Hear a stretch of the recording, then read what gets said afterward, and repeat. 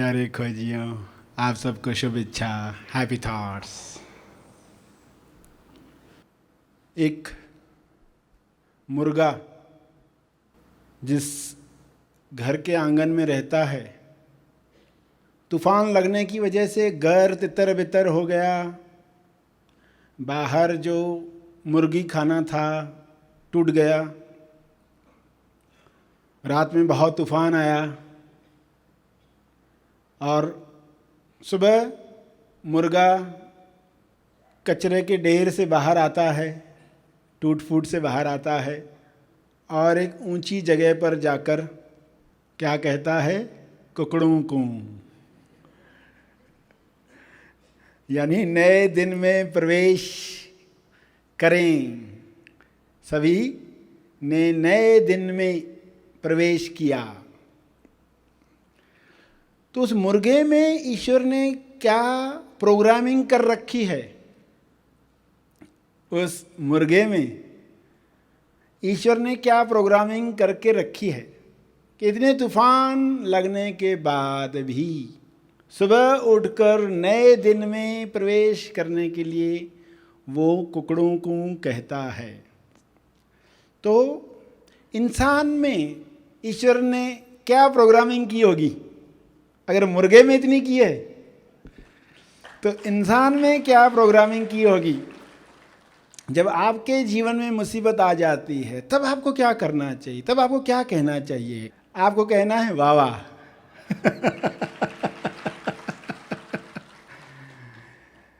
उम्मीद, विश्वास क्या चमत्कार करेंगे। ये करने के साथ आपको दृश्य बदलते हुए दिखेंगे।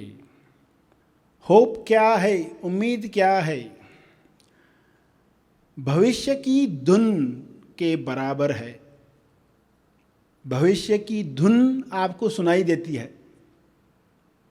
भविष्य की धुन आप सुन पाएं, चाहे दिख नहीं रहा है बाहर, मगर आप वो महसूस कर पाएं।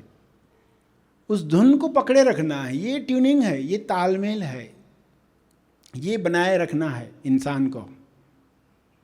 क्योंकि ये तालमेल है तो बाकी सब संभव है। हर तूफान में आप खुद को बचा सकते हो। जैसे एक ज़ोरदार तूफान लगा और पक्षी बैठा हुआ है पेड़ पर। तूफान ने पक्षी को कहा कि जिस डाली पर तुम बैठे हो मैं उसको तोड़ दूंगा। जिस पेड़ की टहनी पर तुमने शरण ली है उसको मैं तोड़ दूंगा। तो पक्षी ने क्या कहा? फिर भी मेरे पास पंख हैं, फिर भी मेरे पास 2 पंख हैं। 2 पंख कौन से? उम्मीद और विश्वास। उम्मीद और विश्वास के 2 पंख हैं तो सब आसान है। कटी पतंग कटे नहीं, जुड़ी रहे ईश्वर से, शब्द जो भी दें तो बाकी सब संभव है। इतना ही ख्याल इंसान को करना है और उम्मीद इसको जोड़े रखती है। आपकी उच्चतम विकसित अवस्था, और उस अवस्था से आप कटते हो तो तुरंत आपको फीलिंग मिलती है, दुख की फीलिंग मिलती है। जब दुख की फीलिंग आती है ना, खुद को याद दिलाओ, मुझे धुन सुननी है, उम्मीद की धुन। जो आप उम्मीद कर रहे हो वो क्रिएट होना शुरू हो चुका है। इस बीच में आप तूफानों को देखकर घबरा मत जाओ और दुख मनाकर कट मत हो जाओ। अपनी उच्चतम विकसित अवस्था से कट मत जाओ। ईश्वरीय विचारों को अपनी वाणी दो, आवाज़ दो। ये हर एक ने सीखना है। ये सीख गए तो सब आसान है। क्योंकि उम्मीद भी प्रैक्टिस करने लायक चीज़ है, किसी को लगता नहीं। उम्मीद को भी रिफाइन करना चाहिए, रिफिल करना चाहिए। रिफाइंड और रिफिल्ड, ये दोनों काम होने चाहिए उम्मीद के साथ। इसकी प्रैक्टिस होनी चाहिए।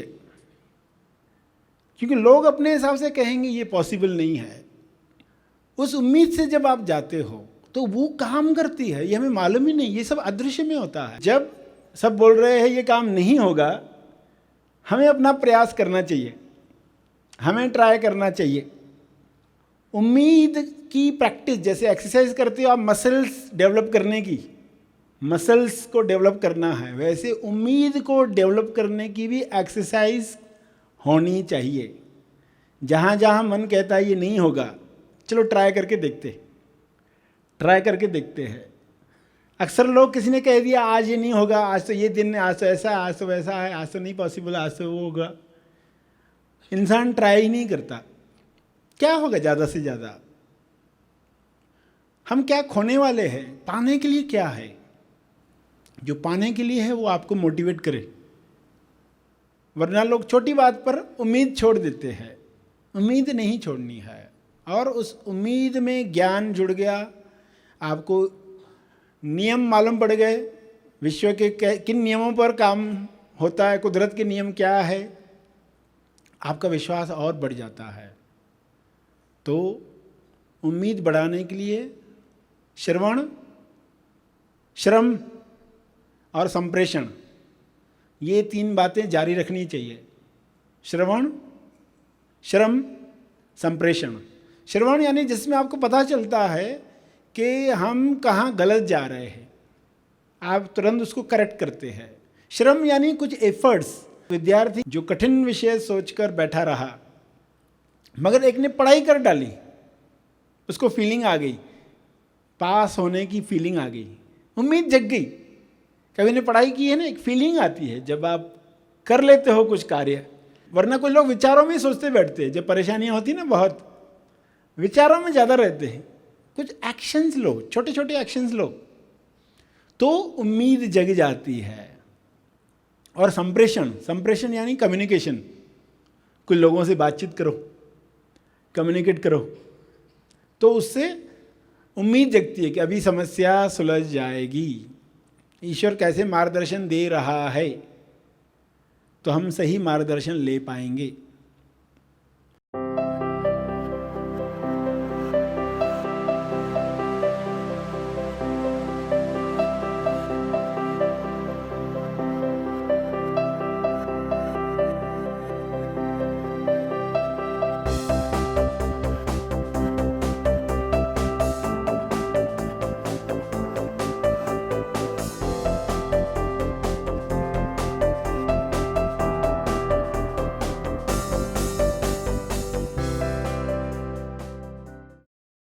महा आसमानी निवासी शिविर मनन आश्रम पर आयोजित किया जाता है। इस शिविर में अपना स्थान आरक्षित करने के लिए और अधिक जानकारी के लिए दिए गए फोन नंबर पर तुरंत संपर्क करें।